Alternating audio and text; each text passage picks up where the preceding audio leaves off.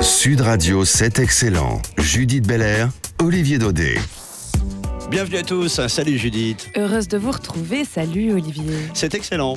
Ils sont artistes, artisans, chefs d'entreprise, ils ont fait le pari de la création et le choix de l'excellence. Sud Radio les réunit et vous raconte leur parcours. C'est excellent et on le prouve. Chloé G et Ibrahim Malouf sont aujourd'hui vos invités, nos invités. Soyez tous deux les bienvenus. Soyez Merci. tous les deux les bienvenus, effectivement. Bonjour. Chloé G, vous êtes directrice internationale de la haute joaillerie chez Cartier International. Cyril Vigneron, le président de cette belle entreprise française, est venu vous chercher tout simplement quand vous étiez directrice générale chez Van Cleef & Arpels. Autant dire que les pierres précieuses et leurs montures n'ont plus aucun secret pour vous.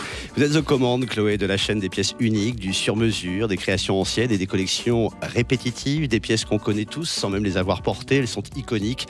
On pense notamment aux fameux bracelets cloutés qui ornent les poignets aujourd'hui des femmes du monde entier. Ce qui interpelle chez vous, Chloé Jay, c'est que pour une grande dirigeante du monde du luxe, vous incarnez une femme humanisée, à la recherche de la beauté sous toutes ses formes. Vous osez voir loin, tout en restant bien ancré dans votre rôle. Ibrahim Malouf, vous êtes un artiste aux multiples facettes, on le sait, c'est ce qu'on aime aussi beaucoup chez vous, trompettiste bien sûr, mais aussi compositeur, arrangeur, producteur, professeur d'improvisation, j'ai presque envie d'ajouter sorcier à votre manière. Complexe et limpide, comme vous aimez à le dire, votre son fait danser, pleurer, rire. Il nous fait vivre, nous, tout simplement. Oui, et d'ailleurs le New York Times, qui ne s'enflamme pas au premier regard, vous a qualifié de virtuose. Les victoires de la musique vous ont couronné à 4 reprises. Vous avez même remporté le César pour la musique du film de Safi Nabou dans les forêts de Sibérie. Vous avez produit, composé, arrangé, Ibrahim, plus de 15 albums et plus d'une dizaine d'œuvres symphoniques. Pour vous, pour d'autres, autant de pépites. Vous avez collaboré avec Mathieu Chédid, Amadou et Mariam, Salif Keita, Sting. La liste est longue comme un annuaire, mais en plus joli. Sens d'ailleurs, c'est le beau titre de votre premier opus. Dernier opus. Alors là, vraiment, un 11e album studio qui nous est arrivé en septembre dernier. Et vous avez signé également la musique de Monsieur X, la nouvelle création de Mathilde Amet avec Pierre Richard, à l'affiche en ce moment au Théâtre de l'Atelier. Chloé G, Ibrahim Malouf, vous recevoir est un plaisir. Vous écoutez, s'annonce passionnant. Écoutez Valérie Solvy aussi dans la prochaine demi-heure, ne s'annonce pas moins savoureux. Valérie qui a choisi aujourd'hui de nous parler de nos cheveux avec les coiffeurs. C'est étonnant. On a également le plaisir d'accueillir avec vous aujourd'hui Antoine Brichot de la jeune start-up With My Roof. Antoine qui a eu la très bonne idée avec son équipe de concevoir des éoliennes qu'on pourrait bien voir fleurir dans un avenir très proche sur les toits de nos villes et nos cités. Soyez le bienvenu Antoine. Merci, on en reparle très vite dans la Made in French Tech. Sud Radio, c'est excellent et ça commence maintenant. Chloé Jay, quand vous étiez chez Van Cleef, vous aimiez à dire que vos journées étaient rythmées par la beauté du geste. Je m'en souviens bien. Vous passiez parfois dans l'atelier d'ailleurs, même souvent, pour rester à observer avec une fascination intacte le travail de vos orfèvres. C'est important de s'imprégner des créateurs pour diriger, Chloé ? Le métier de la haute joaillerie, c'est le métier du geste. C'est un métier au fait qui peut vraiment au fait vous amener sur une excellence grâce au temps. Il faut 10 ans pour un artisan pour vraiment être, on va dire, capable de donner vie à des pièces de haute joaillerie. C'est vrai au fait pour un joaillier, mais c'est aussi vrai pour un gémologue ou pour un designer. Oui. On est vraiment dans l'excellence, dans ce qu'elle a de plus de magique. Il faut imaginer qu'on va chercher nos pierres, et puis après, on imagine comment on les facette, comment on les sertit, comment on leur donne une éternité. Et c'est ça notre métier. Et donc, effectivement, le geste, la vérité d'un savoir-faire, le temps long, c'est ça qui donne tout le sens à notre quotidien. Ça fait rêver quand on vous écoute.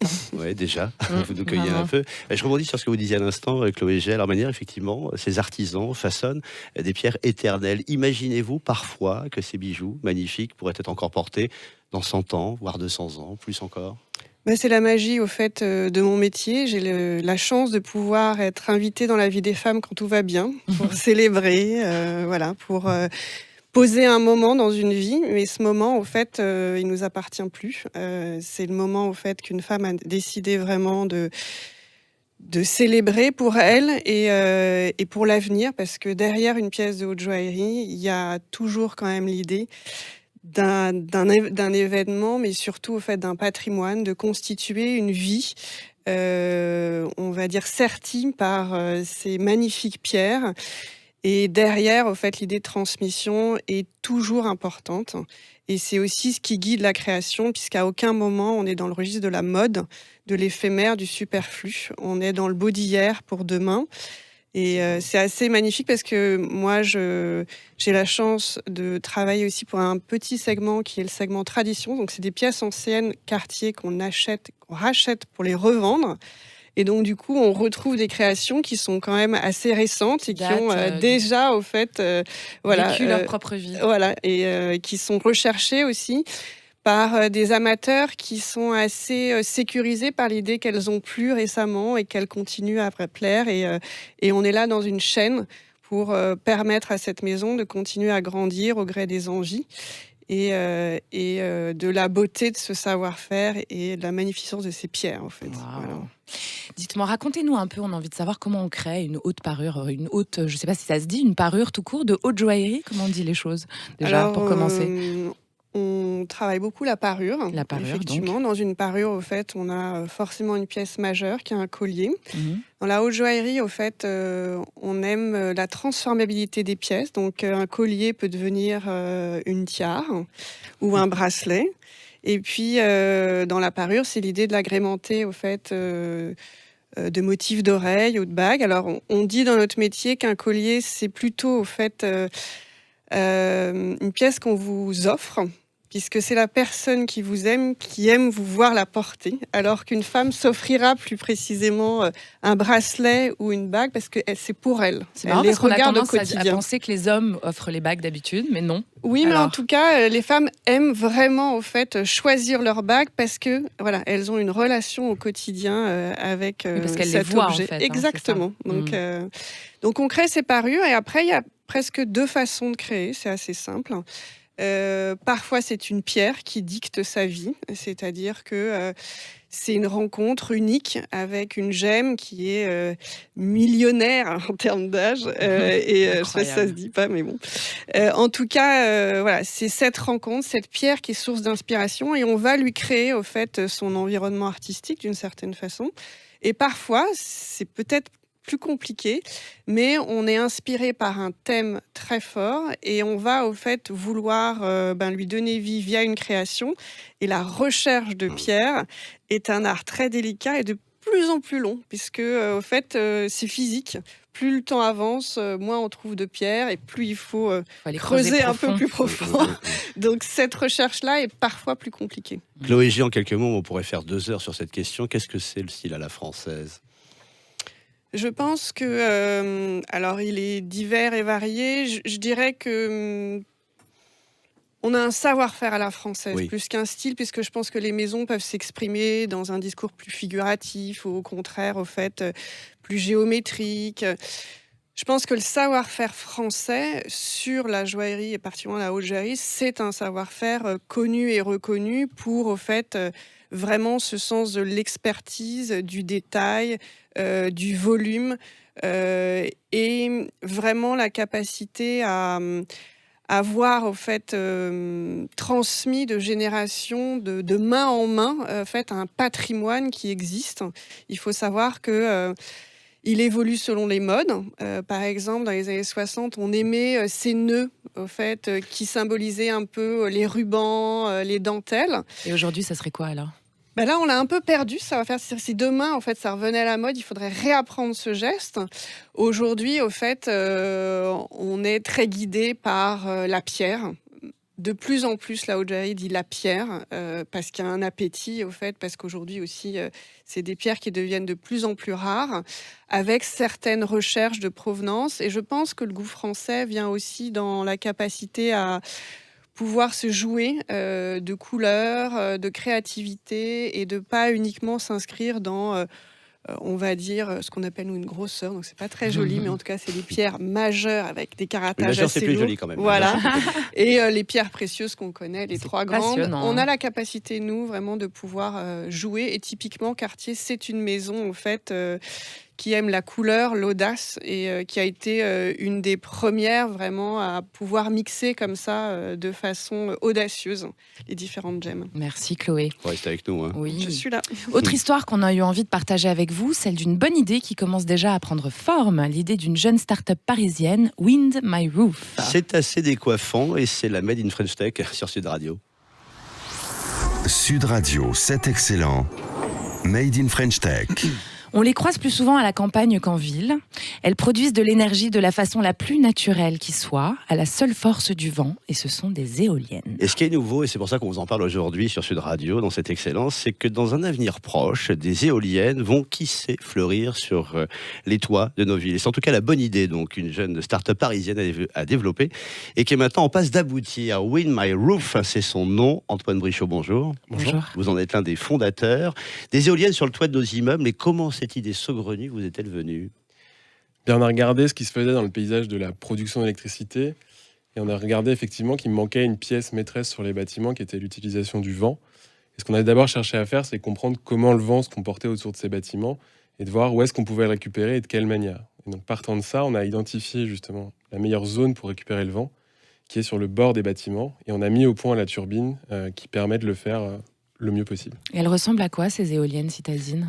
Alors ça n'a rien d'une éolienne classique, c'est pas un énorme moulin sur un pylône gigantesque. Voilà, déjà on respire. Voilà, tout le monde va mieux. On est sur une petite boîte en fait qui va faire 2 mètres de long, 1,50 m de haut et qui va vraiment se placer en haut de la façade, mais sans dépasser, donc vraiment sur le bord en fait, à l'arête du bâtiment. Et à l'intérieur, on va avoir une turbine horizontale qui ressemble à une turbine classique qu'on peut retrouver par exemple dans tout ce qui va être les turbines à eau ou ce genre d'objets. Et derrière, en fait, elle va se mettre en rotation avec le vent simplement et produire l'électricité grâce à un petit moteur qui est dedans et la mettre à disposition directement du bâtiment. Et vous avez trouvé preneur donc déjà ? Déjà, on a trouvé preneur. Il y a les premières expérimentations qui arrivent très prochainement, Ouais. Notamment en région parisienne. Et derrière, ce que là, on essaye de mettre en place aujourd'hui, c'est des partenariats avec des grands groupes, mais également des plus petits pour vraiment trouver les meilleurs cas d'application et être capable en fait d'équiper les bâtiments de manière aussi simple qu'on le fait aujourd'hui avec des panneaux solaires. Vous avez passé, on peut le penser, dans un avenir proche au déploiement. Ouais, là, On vous le souhaite en tout cas, hein, puis on se le souhaite aussi. C'est ça. Là, on est vraiment sur la finalisation de la conception, la Mhm. mise aux normes. Il y a énormément de choses à faire. On est sur quelque chose de concret et industriel. Donc, il y a tout un tas de règles à respecter qui sont assez complexes. Et d'ici la fin de l'année, l'objectif est effectivement de passer au déploiement plus large sur 5 à 6 bâtiments. Et elles vont permettre une réelle économie ? Elles vont permettre une réelle économie au même titre que toutes les autres sources de production d'électricité, en trouvant bien entendu la meilleure zone. Aujourd'hui, on met des panneaux solaires dans le sud de la France. C'est plus compliqué d'en mettre dans le nord et un peu moins rentable. C'est une zone par contre où le vent pourrait vraiment avoir un vrai intérêt. À Paris, c'est envisageable ? À Paris, c'est compliqué. Aujourd'hui, on est vraiment sur de l'expérimentation, mais c'est le bassin parisien, il y a peu de vent. On est sur une zone qui est très dense, très enclavée, et donc les bâtiments ne bénéficient pas en fait, de zones suffisamment dégagées autour. Donc pour nous, l'objectif, c'est aussi de mettre en place tout un savoir-faire sur la détection des meilleurs bâtiments pour l'installation de ces éoliennes. Merci Antoine Brichot. Je vous en prie. Plus Merci à d'infos vous. encore sur votre site www.windmyroof.com. Ouais, Antoine Brichot, merci infiniment de nous avoir rejoints. Et sans mauvais jeu de mots, que les bons vents, surtout, vous portent loin et longtemps. À bientôt. Merci, à bientôt. C'est excellent, on revient dans un instant avec Chloé Jay et Ibrahim Malouf. À tout de suite. Sud Radio, c'est excellent. Judith Belair, Olivier Daudet. Si vous nous rejoignez, vous êtes les bienvenus. Sud Radio, c'est excellent. C'est excellent, c'est l'émission qui réunit celles et ceux qui ont fait le choix de la création et le pari de l'excellence. Artistes, artisans, chefs d'entreprise, c'est excellent, vous racontent leur parcours et leurs histoires. L'histoire aujourd'hui de Chloé G, directrice internationale de la haute joaillerie chez Cartier, et du musicien, compositeur, producteur Ibrahim Malouf, dont les musiques nous ensorcellent depuis quelques saisons déjà, plus que 4 en tout cas. Ibrahim Malouf, chef d'orchestre, musicien, chef de chœur. Vous êtes l'auteur musical de vos images. Votre musique est riche de vous. On entend de la pop, du jazz, de l'orient, du latino. C'est le monde qui vous inspire ? Je crois que c'est normal. Hein. On est inspiré par l'environnement dans lequel on vit. Enfin, moi, en tout cas, j'ai pas de passion pour une époque donnée à laquelle je ferais correspondre mon travail, comme certains qui seraient fans de bebop, par exemple, Oui. ou de musique baroque. J'ai pas trop ce truc-là. J'aime bien l'époque dans laquelle je vis, même si je la critique beaucoup, et même si j'ai beaucoup à redire là-dessus. Mais je l'aime, cette époque-là, et j'essaie créer une sorte d'empreinte musicale qui corresponde à peu près à l'analyse que j'en ai. Donc la musique, elle ne connaît pas de frontières pour vous, comme vous d'ailleurs. Il n'y a pas de frontières dans votre création, dans votre style. Il n'y a pas de frontières dans les pays qui vous inspirent. Enfin, les frontières malheureusement existent, mais on essaie de les faire faire disparaître. Évaporer un peu le temps d'une musique, le temps de rêver un peu. Et vos inspirations, elles sont multiples, on imagine. Ça vous vient comment, une chanson, un air, une composition ? Alors, ça dépend. Parfois des conversations, des idées musicales, d'un seul coup, vont résonner musicalement. Parfois, c'est simplement... Enfin, je crois que quand même, la composition, il y a quelque chose d'assez abstrait, en fait. C'est l'inverse de construire une histoire. Quand tu racontes quelque chose qui n'a pas de chronologie particulière, qui n'a pas de logique particulière. Et à la rigueur, il vaut mieux pas qu'il y ait de logique. Parce que si tu suis une logique, c'est qu'elle existe déjà. Et si elle existe déjà, c'est que tu n'as rien inventé. Donc il y a toujours une tendance à espérer qu'à un moment donné, les doigts s'en mêlent quelque part, ou la langue fourche un peu, ou qu'on se trompe, et qu'à partir de cette erreur, on ait des idées qu'on n'aurait pas eues sans. C'est toujours un peu comme ça que c'est toujours un peu comme ça que je travaille. Vous avez le sens quand même de nous embarquer, cette façon bien à vous, nous embarquer très loin. Pour preuve, si besoin était, ce 11e album studio, il nous est arrivé en septembre dernier. Sens avec un 3, ça nous a évidemment intrigué. À la place du E. À la place du E. Pourquoi donc ? Alors, il y a toujours énormément d'explications, hein, surtout au titre d'album. Moi, je pourrais, je le dis des fois, hein, mais je pourrais écrire des pages et des pages entières d'explications sur chaque titre de morceau ou sur chaque titre d'album, parce qu'il y a énormément de symbolique derrière. Mais bon, si je devais faire un petit résumé, l'album Sens, c'est une sorte d'ode à la notion de résilience.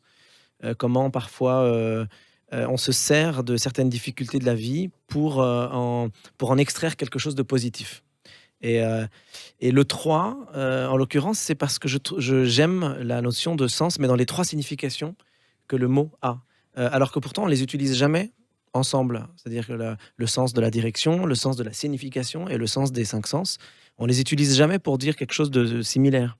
Or, pour moi, chacune de ces significations est complètement dépendante des 2 autres et découle des 2 autres et inspire les 2 autres. Donc, il y a un lien pour moi. Alors, j'avais envie d'inventer un mot qui voudrait dire les 3 en même temps. Donc j'ai pris le E, je l'ai retourné, voilà, ça faisait 3. Vous pourriez vous qualifier vous-même de résilient, Ibrahim Malouf ? Ah, complètement. Oui. Complètement. Oui. Vous voulez que je développe, c'est ça? Non, mais... Je pense que tout le monde, en fait. Hein. Oui. Tout le monde... On a tous cette capacité-là, après, à savoir si on sait la mettre en œuvre ou pas. Hein, exactement. C'est-à-dire que c'est une capacité naturelle.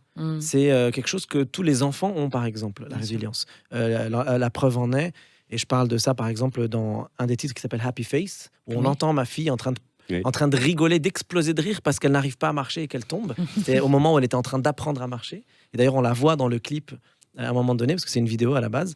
Et l'enfant, il a cette résilience-là. Il sait qu'à un moment donné, il va peut-être marcher. Il se prend pas trop la tête. Il tombe 10 000 fois. Puis un jour, il sera debout. C'est comme ça qu'on apprend.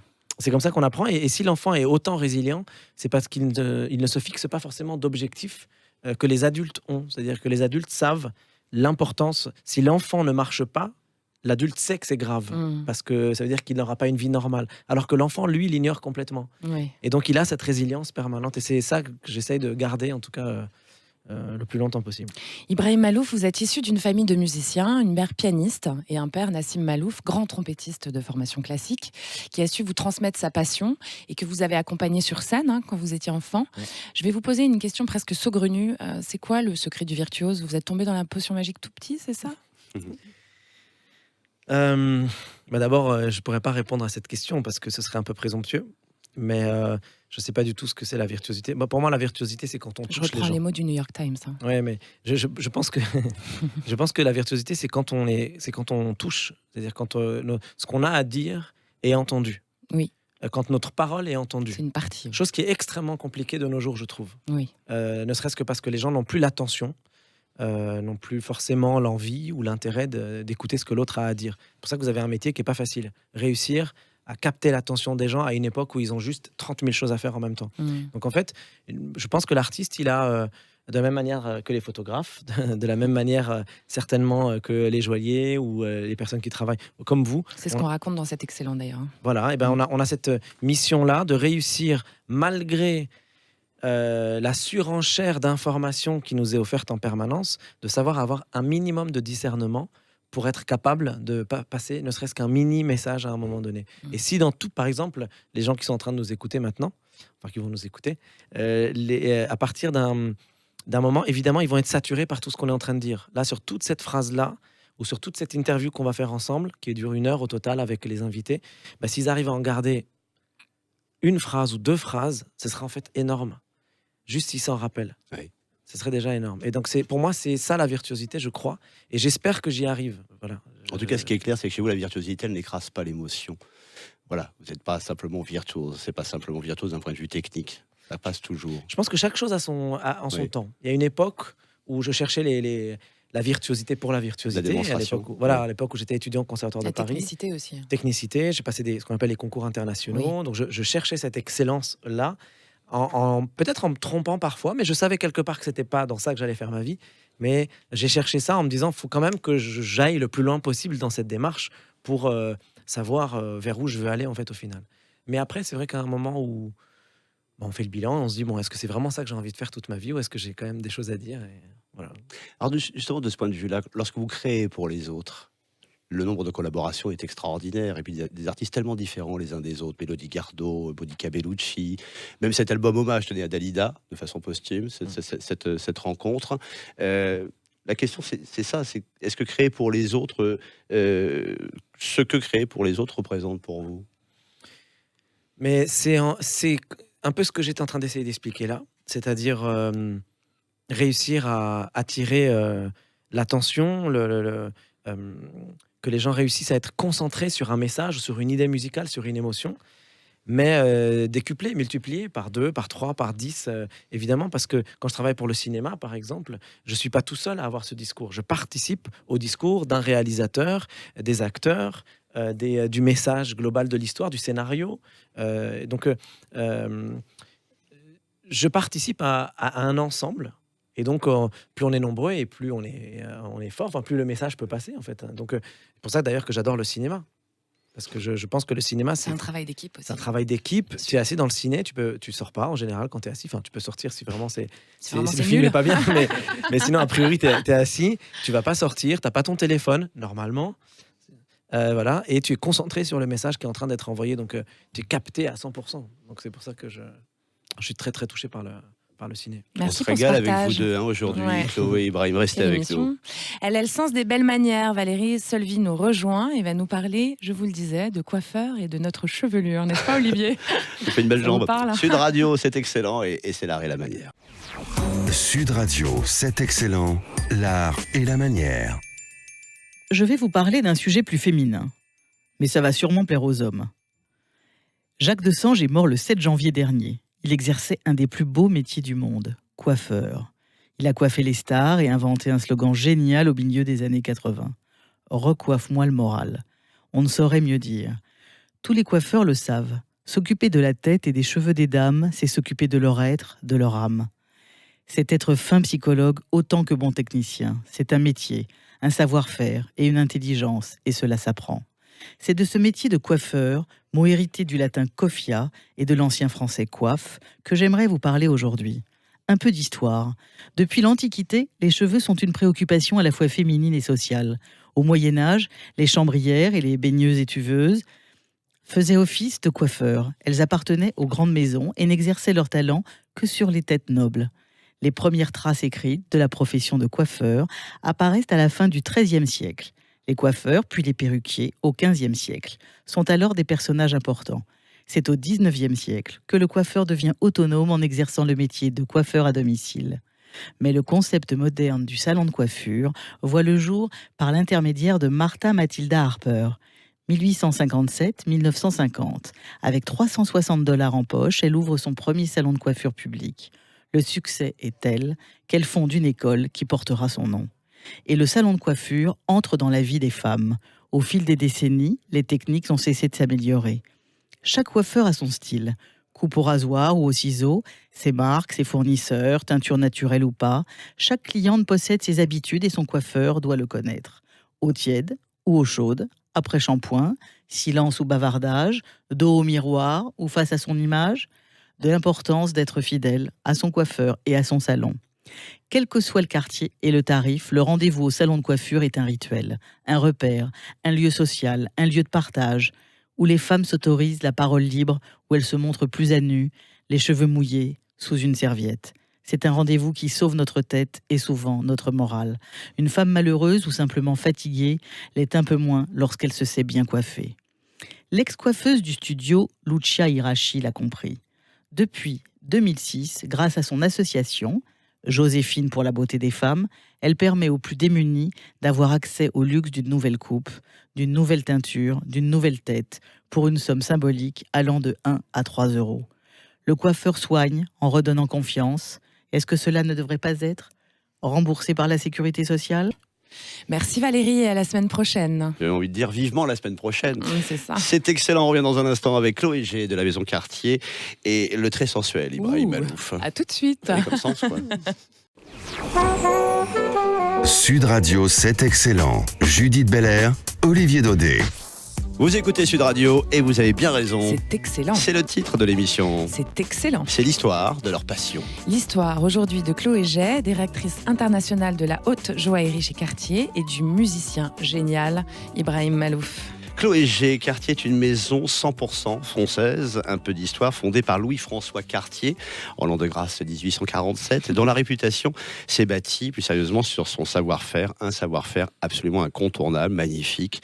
Maison qui fut pionnière, notamment dans le domaine de l'horlogerie. Mais est-ce que le savoir-faire, à lui seul, explique tout et explique cette longévité ? Je crois.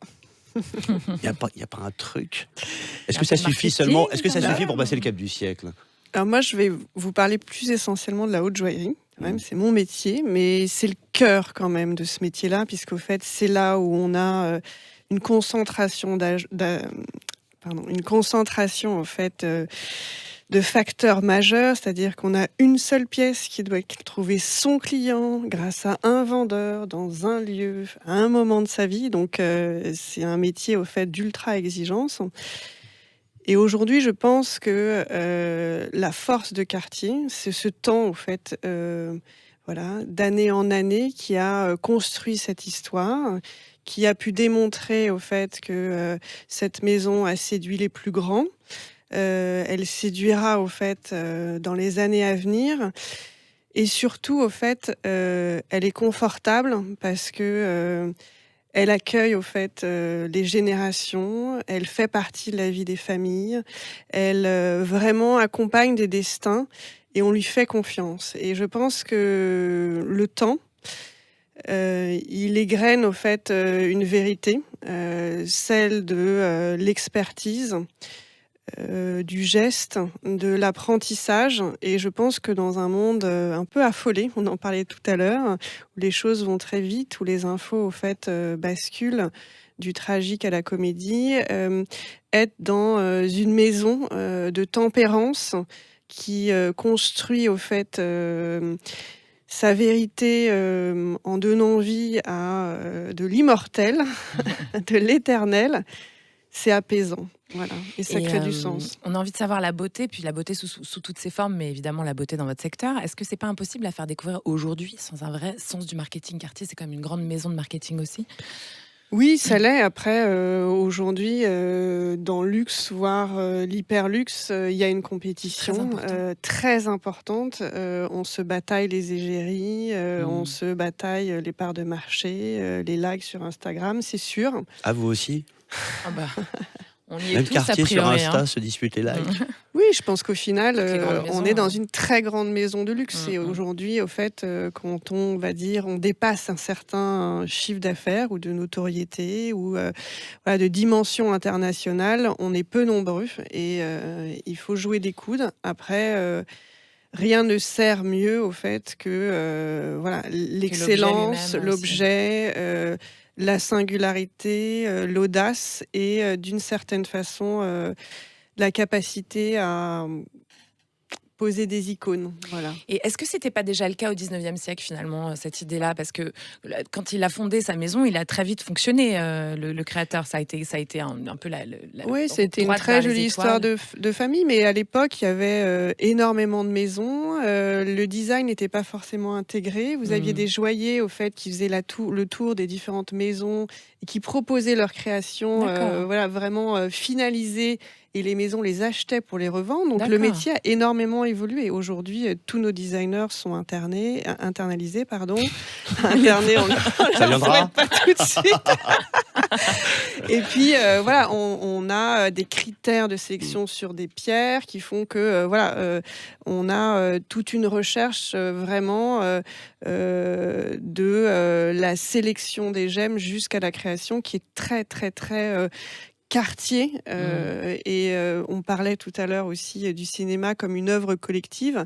La joaillerie, c'est aussi une œuvre collective, c'est-à-dire que vous avez un expert gémologue, comme vous avez au fait un designer, un sertisseur, un polisseur. Vous avez comme ça au fait une succession d'expertises très rares, très précieuses. Et c'est parce qu'on a les meilleurs qu'on arrive à avoir des créations si puissante. Chloé G, Cartier, c'est une maison, vous l'avez bien raconté, qui s'est diversifiée, qui a su le faire en tout cas avec le temps. Et entre autres, c'est ça nous intéresse aussi à travers la fondation Cartier pour l'art contemporain. Comment est-ce que c'est perçu en interne? Parce que nous, on y voit finalement une autre forme de joaillerie. La Fondation Cartier, c'est une... on va dire une aventure merveilleuse. Cartier a été une des premières maisons de luxe. C'était en 84. Voilà, mais c'était vraiment un acte fort puisque c'était la première création. Il y a toujours eu en interne une volonté d'avoir deux discours, c'est-à-dire que la fondation fait partie de Cartier.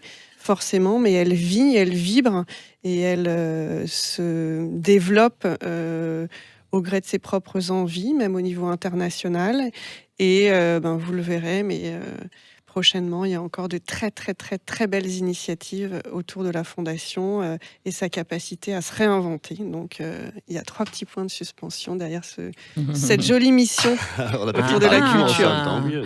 Quelques mots sur vous quand même, Chloé Jay. Vous êtes une femme dirigeante, donc ça veut dire que ça implique quand même une certaine poigne, on l'imagine très bien, et surtout une réelle humanité dans votre cas. Vous vous sentez pas un petit peu à l'étroit, parfois dans ce rôle-là, justement? Alors, j'ai eu de la chance dans mon parcours parce qu'assez rapidement, j'ai réussi à avoir la liberté de pouvoir vraiment insuffler ma vision du management au sein de jolies maisons qui ont la capacité d'attirer des grands talents. Donc, j'ai eu la capacité d'avoir le plus beau des instruments pour mettre en musique mes équipes. Aujourd'hui, mélanger le management à la musique, je connais un peu. Et aujourd'hui, au fait, j'ai envie d'un nouveau projet, mais j'ai vraiment eu la capacité de pouvoir être moi-même. Et je pense que ce qui est important, c'est d'accepter une culture d'entreprise, de pouvoir au fait l'incarner, de la faire grandir, mais de jamais déroger au fait à ses valeurs. Et j'avoue que j'ai un sens du management un peu singulier. C'est-à-dire je ne m'épanouis que dans le sens du collectif. Sur le travail d'équipe. Un sens de l'écoute, d'une certaine générosité, et que je considère que au quotidien, faire confiance est extrêmement important, et injecter une dose de générosité pour la générosité vous apporte sur des dimensions toujours plus belles. Donc voilà, j'essaye de continuer à vraiment pouvoir faire grandir les personnes qui me font confiance aussi en tant que manager.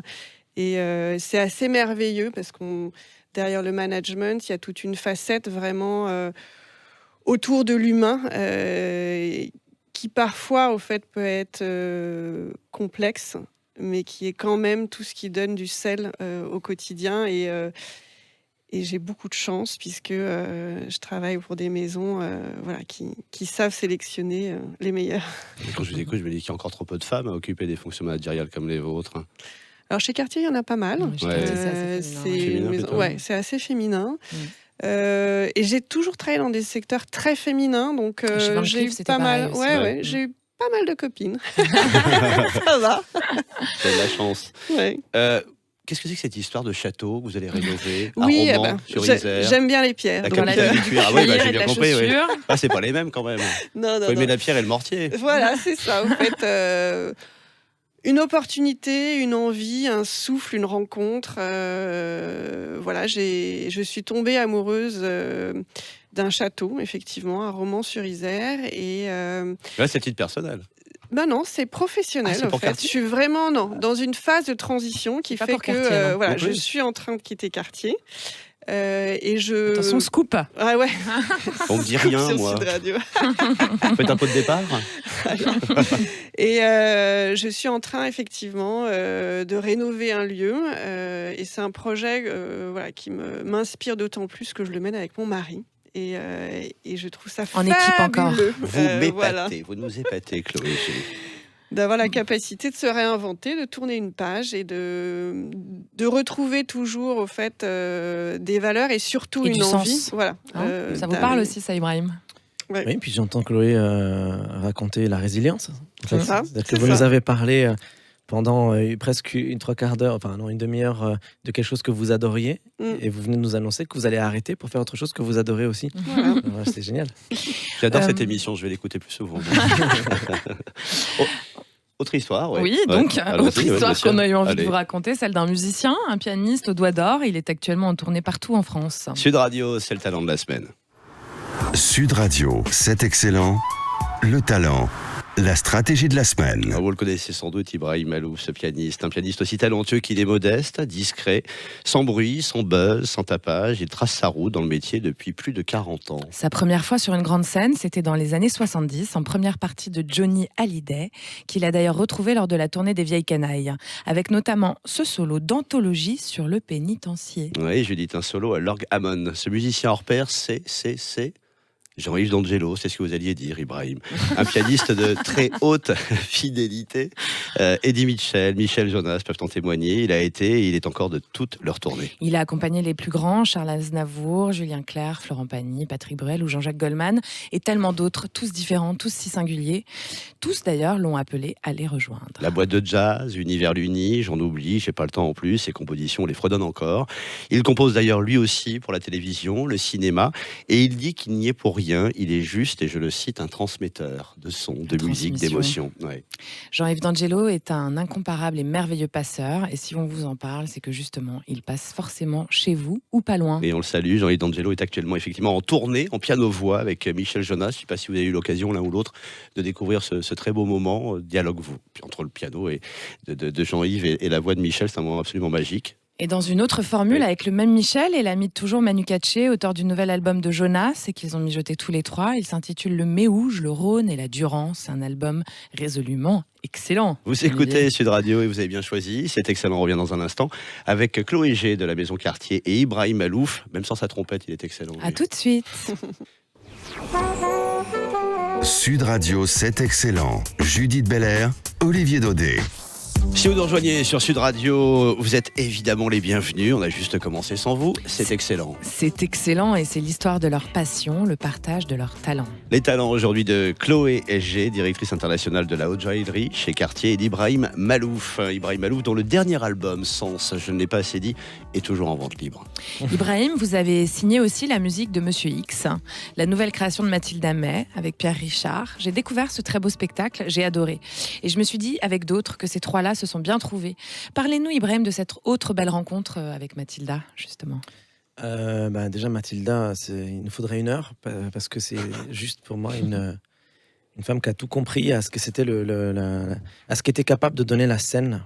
Donc évidemment, c'est une actrice, comédienne qu'on connaît depuis un moment, évidemment, mais en tant que metteur en scène, si vous allez voir ces spectacles... Vous les avez tous vus ? Oui, je les ai tous vus. Open Space, Le Banquet, Ouais, aujourd'hui, ouais. évidemment. Et le banquet est juste incroyable. Enfin, Open Space était déjà fou. Mais voilà. Donc je suis fan de cette metteuse en scène. Et en plus, c'est elle qui écrit ses pièces. C'est rare d'avoir des pièces de ce niveau-là en France. Pour moi, c'est moi qui est fan de Broadway. Je vais régulièrement aux États-Unis ou en Angleterre pour aller voir des pièces style Broadway ou à Broadway. Et je suis fan de ça. Et rarement j'ai eu l'occasion de voir des pièces comme ça en France. Et là, c'est vraiment le cas. Et donc, quand elle m'a proposé de travailler avec elle sur ce one-man show de Pierre Richard, et évidemment, j'ai adoré l'idée. Et donc, on a travaillé dessus. Et là encore, Monsieur X, c'est l'histoire d'un homme seul. En haut d'un immeuble. Voilà, en haut d'un immeuble, seul, dans cet appartement finalement assez exigu, mais dans lequel il s'invente son histoire ou une histoire, des histoires imaginaires. Et c'est passionnant. Enfin voilà, ça me parle beaucoup. C'est très humain. À la fois, c'est de la virtuosité, là encore. Et voilà, c'est une super belle aventure. C'est un bon moment pour nous aussi, hein, je vous le confirme. Comment est-ce que vous avez travaillé avec Mathilda, justement ? Vous êtes mis totalement au service de cette partition qu'elle compose, parce que c'est à chaque fois des partitions finalement. Complètement. Et elle est très musicale en outre. C'est ça, vous avez parfois des metteurs en scène, des réalisateurs qui ont une idée vague de ce qu'ils veulent et qui vont vous dire, voilà, j'imagine ça, est-ce qu'on peut essayer ça, Mathilda, c'est le contraire. Elle te dit, voilà, moi je sais exactement ce que je veux, j'aimerais ça, est-ce que tu peux le faire ? Et bon, donc c'est génial parce qu'elle me guide, elle m'a guidé parfaitement vers ce qu'elle avait envie d'avoir. Et en même temps, elle m'a laissé la liberté de faire ce que j'avais envie de faire au milieu de cette direction-là. Donc c'était juste parfait. Vous tournez beaucoup et partout, Ibrahim Malouf. On a envie de partager votre géographie un petit peu. Quels sont les pays et les publics que vous affectionnez plus particulièrement sur la planète ? Les publics que j'affectionne, tous. Enfin, ce serait un peu démago de... froid dans un certain endroit. Non. On imagine que ça évolue quand même en fonction aussi des populations. Oui, mais je fonctionne pas je ne réagis pas ou je n'aime pas les gens en fonction de leur réaction. Ce serait trop sévère et ce serait injuste. Mais vous vous sentez plus porté par certains publics, je suppose, que d'autres. Le public français, par exemple, est un public très fermé. Assez froid, oui. Froid et qui n'exprime pas tellement ses sentiments. C'est dans la vie courante non plus. Sauf sur Twitter. Mais à part ça, les gens n'expriment pas vraiment leurs émotions ou leurs sentiments. Et par contre, vous avez des endroits en Orient, évidemment, dans le Maghreb, en Afrique du Nord, en Amérique du Sud, au Brésil, où on a vécu des concerts où les gens sont complètement... ils se lâchent totalement, en transe presque. Hein. Une forme de transe, ils sont complètement désinhibés et se lâchent vraiment et se font plaisir à exprimer les émotions qu'ils ont. Et est-ce que c'est pas finalement ça, le rôle de la musique ? C'est libérer les émotions, libérer ce qu'on est, etc. Peut-être, mais je pense que chacun vit la musique à sa façon. Vous savez, il y avait des gens qui ferment les yeux, qui n'ont pas besoin de beaucoup exprimer et qui kiffent, comme on dit aujourd'hui. Et vous avez des gens qui vont être un peu plus exubérants, mais finalement, ils vont pas tellement en profiter ou ils vont pas tellement écouter. Donc ça dépend des gens, en fait. Je pense, et je fais vraiment aucun jugement de valeur sur l'attitude des gens en concert. Des fois, il y a même des anecdotes comme ça où je fais un concert entier où je vous sens bien que le public est content, acquis, etc. Mais vous avez une personne au premier rang qui fait la tête pendant tout le concert, elle me regarde bizarrement, mais vraiment au milieu, le premier rang. Et cette personne-là, mais c'est une histoire vécue, hein. Et tout le concert, je pensais à elle en me disant, la pauvre, elle n'a pas l'air heureuse, elle n'a pas l'air contente d'être là, etc. Puis, après le concert, elle vient, elle me fait signer un disque, un autographe, et elle avait l'air contente. J'ai dit, mais excusez-moi, je peux me permettre juste de vous poser la question, parce qu'en fait, je vous ai vu, vous étiez bien la personne devant, tout devant, au premier rang, au milieu. Elle me dit, oui. Je dis, excusez-moi, j'espère que vous n'allez pas être vexé, mais j'avais l'impression que vous n'aimiez pas le concert. Elle me dit, ah bon ? Je dis, oui, j'avais l'impression, je sais pas, vous aviez, par exemple, tout le monde avait l'air heureux et vous faisiez un peu la tête. Elle me dit, ah non, pas du tout. En fait, j'avais un spot dans mon visage pendant tout le concert. Et en fait, du coup, on a l'impression parfois que les gens pensent quelque chose alors que c'est contraire. Donc, je me fais pas de film, quoi. Je laisse les gens exprimer leur manière de voir les choses naturellement. Ibrahim, on laisse à d'autres le soin de polémiquer. Enfin, on aime aussi, nous, ici, dans cette émission, particulièrement à Sud. Oui, vous voyez venir. Je vais vous expliquer pourquoi. Parce qu'on aime les artistes, tout simplement, qui s'impliquent dans le débat et qui ne laissent pas passer l'occasion, quand elles se présentent, de leur libre expression, que les choses soient bien claires. Que vous inspire, Ibrahim Malouf, ce qui est déjà qualifié d'affaire Mila ? L'affaire Mila Vous êtes exprimé dessus déjà, donc c'est pour ça qu'on se permet de vous poser la question. Mais j'ai fait l'erreur de m'exprimer. En fait, j'ai cru naïvement qu'on était dans un pays où il était possible de débattre. Et en fait, je me rends compte que non. C'est-à-dire que on vit dans une ère où, pour débattre, vaut mieux se taire. Et finalement, débattre avec certaines personnes qui sont prêtes à débattre. Mais tout le monde ne l'est pas. Mais finalement, Mila, elle a vécu la même chose que vous dans l'autre sens. Complètement. Mais moi, j'étais complètement dans son sens en plus. C'est ça le pire. C'est que ça a été mal perçu en tout cas. C'est pas comme ça que ça a été perçu. Ah non, mais les gens ne cherchent même pas à comprendre de toute façon. C'est-à-dire que si vous écrivez une phrase qui fait plus un sujet, un verbe, un complément, les gens ne liront pas. D'ailleurs, c'est connu, les gens ne lisent que les titres dans les journaux. Ils prennent le journal, ils lisent les titres, et s'il y a un sujet qui les intéresse, ils rentrent dans le fond du sujet. Donc, il se passe un truc un peu comme ça, quoi. Donc, en fait, t'écris une phrase. En fait, en gros, je ne veux pas repolémiquer, ça sert à rien. Parce que c'est pas l'idée de cette émission. Moi, je sais, on est là pour autre chose. Mais sur ce sujet-là, 2 secondes, donc du coup, donc tu écris, moi j'écris, tout simplement. Mila a le droit de s'exprimer. On est dans un pays libre, on est dans un pays où on peut dire ce qu'on pense et elle a la liberté de le faire. Maintenant, je pose la question, est-ce qu'il faut l'encourager ? Simplement, est-ce qu'il faut encourager l'insulte ? On a le droit de le faire. Il n'y a aucun problème, on est dans un pays libre, faisons-le, insultons si on veut, il n'y a pas de problème, personne n'a à la menacer, ni de mort, ni de quoi que ce soit, c'est une honte de l'avoir menacée, et ces gens-là doivent être punis, ou en tout cas suivis, etc., elle doit être protégée, et c'est une honte qu'elle ait été. Mais, je pose la question, est-ce qu'il faut qu'on encourage l'insulte ? Alors juste le fait d'avoir posé cette question, je me suis fait évidemment lyncher et insulter et menacer également. Je suis fait également menacer. Moi, j'en parle pas, je suis fait menacer mais beaucoup. Donc c'est pour ça que je dis, il y a un problème sur la capacité qu'on a dans cette société à débattre. Voilà. Vous soulignez, je trouve, le paradoxe de l'époque. Il est particulièrement cruel, je trouve d'ailleurs, en tout cas criant. C'est qu'effectivement, on n'a peut-être jamais autant polémiqué, mais on oublie juste une chose essentielle, le dialogue, le débat. On est dans ce paradoxe-là aujourd'hui. Mais moi, je pensais que j'allais avoir des gens qui allaient débattre avec moi, en fait. Tout simplement, mais il faut faire attention pour ceci, il faut faire attention pour ça. Qu'est-ce que vous pensez de ça ? Qu'est-ce que vous pensez de ça ? Moi, je pensais vraiment qu'on allait pouvoir échanger, en fait, avec des gens sensés. Et c'est la première fois que je fais ça. En plus, rarement je donne mon avis. D'habitude, moi, je pose que des trucs liés à la musique et tout ça. D'un seul coup, je me dis quand même, c'est bien d'en parler parce que malgré tout, il y a une partie de la population qui s'est censée insulter, etc. Donc, c'est bien d'être solidaire. En plus, moi, je suis même pas musulman. Donc, je suis même pas ni d'origine ni d'adoption. Je suis même pas musulman. On est des chrétiens d'Orient. Nous, donc, et puis même moi, je suis agnostique. Donc, je mets même pas dans ça. Donc, mais je veux dire par là que je pensais vraiment qu'en fait, il était, je sais pas, j'ai été naïf en fait. J'étais idiot. J'aurais pas dû. Il y a une hystérie dans cette époque. Je sais pas, je pourrais pas répondre à cette question. Je laisse chacun juge. Je laisse chacun penser ce qu'il pense. Moi, je suis là pour la musique. J'aime la musique, je défends la musique, et la musique défend des valeurs, des valeurs d'unité, des valeurs de rencontres culturelles, de rencontres, tout ce qui est lié au dogme, à l'idéologie. Pour moi, déjà, on commence à toucher à l'extrême. Et dès que c'est un peu extrême, ça veut dire qu'il n'y a plus de débat. Donc, je préfère m'en éloigner. C'était important de le dire. C'est pour ça que je vous a posé la question aussi. Et c'est pour ça que je n'irai plus dans cette direction-là. Voilà, ça, j'ai été intimidé par ça. Il y a une forme de dictature et je ne le ferai plus. Vous êtes d'accord, Chloé, aujourd'hui, qu'il y a une forme de dictature de la parole dans ce pays ou de la non-parole ? Du bruit ? En tout cas, oui. Je vous ai dit, moi, je suis plutôt inspirée par un temps long. Donc, au fait, je suis dans assez un monde silencieux, d'ailleurs, en général. Oui, c'est le calme me va bien, la prise de recul. Donc, c'est vrai qu'aujourd'hui, au fait... on est sur des soubresauts, on est sur du bruit.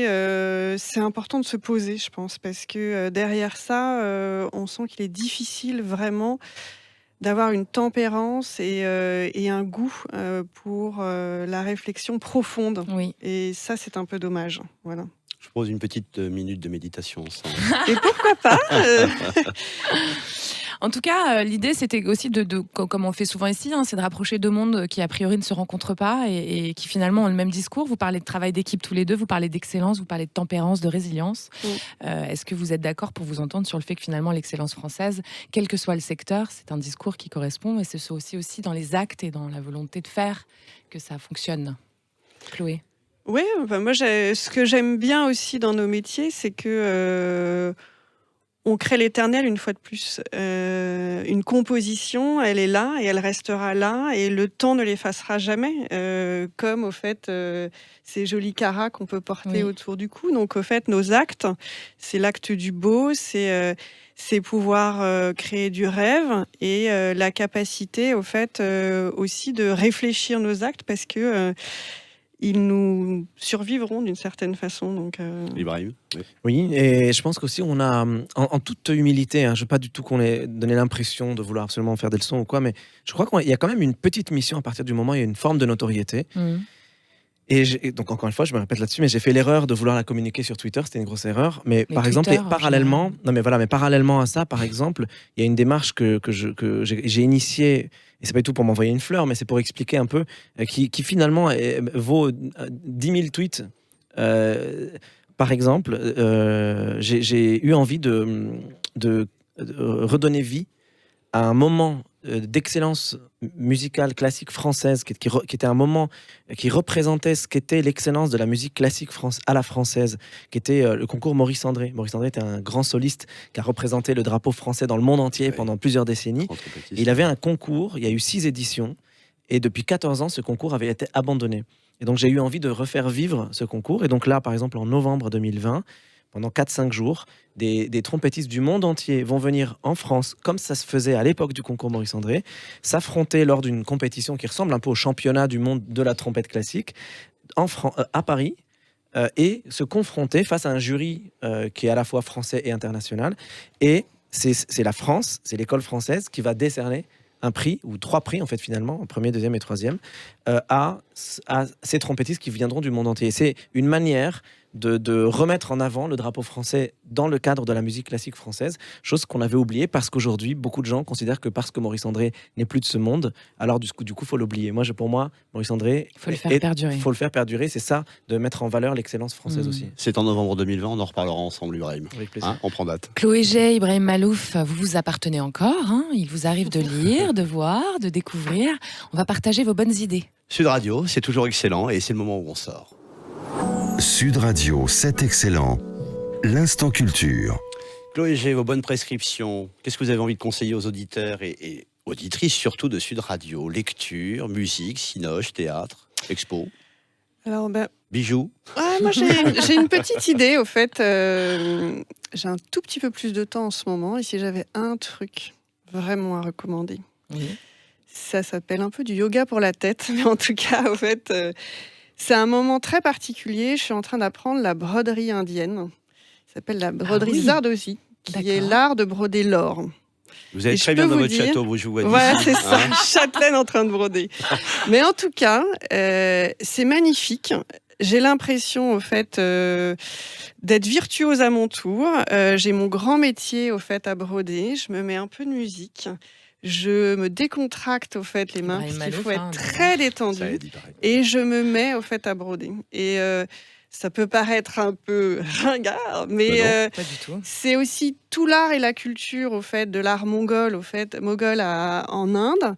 Et je suis entourée de toute l'histoire de l'Inde, avec une brodeuse, au fait, qui peut passer des heures à me raconter l'histoire des différentes broderies anciennes qui ornent sa boutique.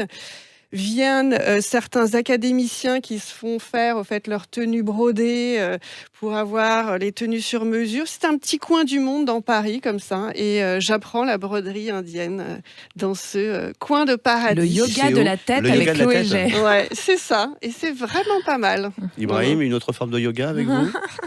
L'improvisation, c'est sûr. Oui, bien sûr. Mais là, vous nous avez surpris parce que je ne savais pas que vous alliez me poser cette question.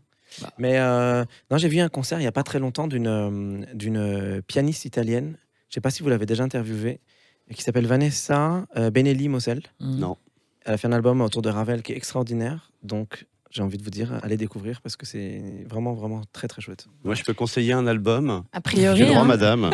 Sens. Il est sorti en septembre dernier. Avec un 3 à la place du E. On a dû le croiser au pied des sapins de Noël ou ailleurs au moment des fêtes de fin d'année. Preuve que vous aviez bon goût déjà. Enfin, il est toujours disponible. Faites-vous plaisir. Sens, le nouvel album, 11e album studio du grand Ibrahim. Merci à tous les deux d'être venus. Vraiment. Oui, c'était un plaisir de vous recevoir. Vous revenez ici quand vous voulez. Et puis, on se retrouve la semaine prochaine pour d'autres histoires. Oui, autres histoires de création, autres invités. C'est excellent. Vous revient dès dimanche prochain. D'ici là, plein de belles choses, passionnantes, excellentes, à vous tous, vous toutes. Et puis donc la semaine prochaine. Voilà, c'était excellent. Merci. Au revoir. Merci beaucoup.